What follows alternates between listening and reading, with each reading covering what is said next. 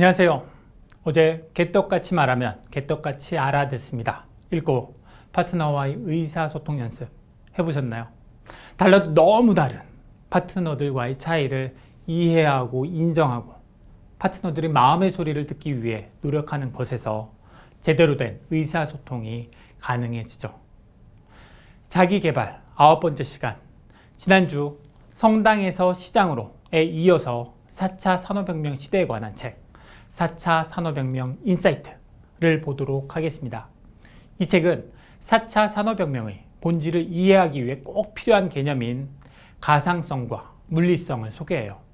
가상성과 물리성이라는 개념을 통해 4차 산업혁명이 우리 삶과 비즈니스를 어떻게 바꿔왔고 앞으로도 어떻게 바꿀지를 전망해 보도록 하겠습니다. 4차 산업혁명 하면 뭐가 떠오르세요?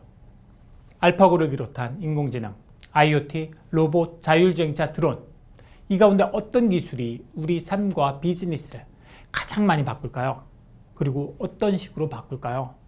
이걸 예측하는 핵심 키워드가 가상성 그리고 물리성이에요.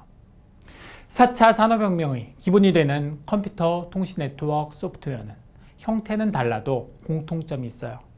정보를 처리하고 저장하고 분석하기 위한 기술이라는 거죠. 우리가 살고 있는 물리적인 세상은 볼 수 있고 만질 수 있는 실체가 있는 세상이에요. 반면 이 정보라는 놈은 보거나 만질 수 없어요. 가상의 세상에 존재하고 가상의 세상에서 처리가 되죠. 우리가 착각하는 게 컴퓨터나 스마트폰 화면에 나오는 문자나 그림 자체를 정보라고 생각해요.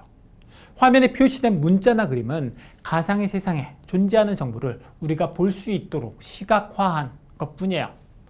정보 자체가 아니에요. 데이터가 저장된 컴퓨터나 USB 메모리의 반도체를 현미경으로 들여다봐도 정보 자체는 보이지 않잖아요. 가상의 세상은 물리적인 현실 세계와 상호작용하면서 현실 세계에 영향을 미쳐요. 예를 들어 우리가 컴퓨터로 온라인 쇼핑몰에 들어갔을 때 가상의 세상에 존재하는 정보가 우리가 살고 있는 물리적 세상의 컴퓨터 화면에 문자, 숫자, 그림, 동영상 형태로 나타나요. 우리가 주문을 하면 그 주문은 정보화돼서 가상의 세상으로 들어가고 이 주문 정보를 물류센터로 전달하면 우리가 주문한 물리적 제품이 물리적 세상에 있는 우리에게 배송이 되죠. 즉 물리적인 세상에서 정보가 만들어지고 이 정보가 가상의 세상에서 처리된 후 다시 물리적인 세상에 영향을 줘요. 가상의 세상에 존재하는 정보의 가상성과 물리적 세상에 존재하는 물건의 물리성을 구분해 볼까요? 먼저 물리성. 물건의 수나 양이 많아질수록 처리, 복제, 저장, 처리 비용은 비례해서 증가하죠. 물건 주문량이 많아지면 물건을 배달하는데 더 많은 시간이 걸리는 것처럼. 물론 규모의 경제에 의해 비용 증가하는 정도가 감소하기도 하죠. 반면 가상성. 가상의 정보는 처리 비용, 복제 비용, 저장 비용이 0에 수렴해요. 컴퓨터, 서버, 네트워크 장비를 비롯한 인프라가 있다면 정보를 처리하는 데 드는 에너지와 비용은 기하급수적으로 감소해요. 그래서 가상의 세상에서는 네트워크 효과가 특히 중요해요. 카카오든 넷플릭스든 가급적 많은 사용자를 확보하는 게 중요한 이유죠. 넷플릭스의 오징어 게임 제작비가 200억 원이라면 이 드라마를 한 명이 보든 1억 명이 보든 넷플릭스 입장에서 추가되는 비용은 거의 없죠. 망 사용료를 내지 않는 한. 그러니 회원이 증가하는 게 중요하죠. 물리적인 세상과 가상의 세상이 상호작용하려면 물리적 세상을 가상의 세상으로 변환해야 돼요. 물리성보다 가상성이 중요하거나 물리성이 가상성으로 변환되기 쉬운 분야에서는 AI의 역할이 커지죠. 이세돌 9단과 알파고의 대국을 떠올려 보세요.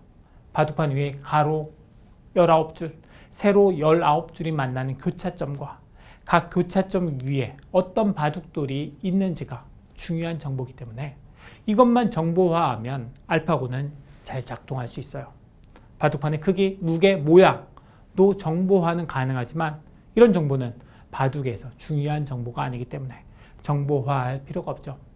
이 대국에서 아자, 황, 아마 6단이 이세돌 9단이 둔 수를 컴퓨터에 입력하면 알파고는 이 정보를 토대로 수많은 컴퓨터를 수백만 번 시뮬레이션해서 최적의 수를 결정하면 아자왕 아마 6단이 알파고가 선택한 수를 바둑판으로 옮기는 거죠.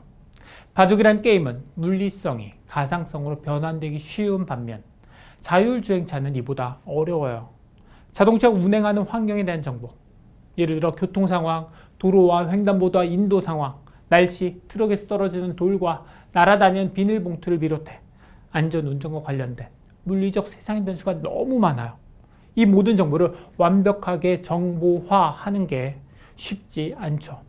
설사 완벽하게 정보화하고 자율주행차의 기술적인 문제가 해결돼도 법적인 문제 때문에 완전한 단계의 자율주행까지는 시간이 걸리죠.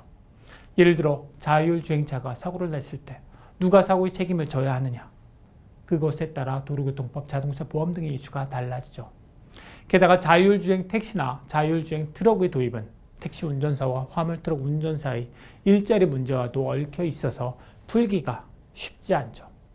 카카오도 그렇잖아요. 카카오 택시, 카카오 헤어샵을 비롯한 다양한 플랫폼 비즈니스를 하기 위한 물리성을 가상성으로 변환하는 기술적 문제는 해결되지만 기존 오프라인 공간에서 사업을 하는 다양한 이해관계자들과의 갈등을 빚게 되면서 법적인 이슈가 발생할 수밖에 없죠. 이 그림은 1965년 이정문 화백이 그린 35년 후의 세상이라는 한 컷짜리 만화예요. 미래의 일상을 그린 건데 어떤 상상이 현실이 됐는지를 가상성과 물리성의 프레임으로 살펴볼게요. 물리성이 낮을수록, 즉 가상성이 높을수록 실현 정도가 높은 반면 물리성이 높을수록, 즉 가상성이 낮을수록 실현 정도가 낮아요. 이미 완벽히 실현된 전파신문, 인터넷은 물리성은 낮은 반면 가상성이 높은 분야죠. 대기권 밖으로 나가서 무중력을 체험하고 오는 우주 관광은 가능하지만 아직 실현되지 않은 달나라 여행은 물리성이 가장 높은 분야예요. 재밌는 건 원격 교육과 원격 진료인데요. 둘 다 원격이라는 점에서는 비슷해 보이지만 현재 실현 정도는 차이가 크죠. 왜죠? 원격 진료는 법적인 문제도 있지만 원격 진료를 위해서는 다양한 물리적인 활동이 필요하기 때문이에요. 검사를 하려면 신체를 만져보고 소리도 들어야 하고 시술이나 수술을 하려면 로봇팔을 이용하지 않는 한 현장에서 물리적인 활동을 해야 하죠. 4차 산업혁명의 대표 기술 가운데 어떤 기술이 빨리 발전할지 가상성과 물리성의 프레임으로 예측해 보세요. 자기개발 9번째 시간 정리하겠습니다. 첫 번째, 4차 산업혁명 시대 어떤 분야의 기술이 빨리 발전하고 우리 생활에서 구현될까를 예측하는 데 있어서 가상성과 물리성의 프레임은 유용할 거예요. 거기에 더해서 법적인 문제까지 함께 고려하면 4차 산업혁명 시대를 예측하는 데 도움이 될 거예요. 두 번째, 리더님들의 비즈니스는 어떻게 바뀔까요? 여기에도 가상성과 물리성의 프레임을 적용해 보세요. 가상성이 대체할 수 없는 물리성, 내가 어떤 걸 가지고 있지? 물리성을 돕기 위해 가상성의 어떤 측면을 활용할 수 있을까? 함께 고민해 보시기 바랍니다. 내일은 리더십 9번째 시간, 다시 리더를 생각하다를 볼 건데요.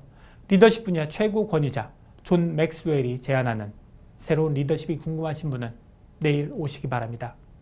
경제, 자산,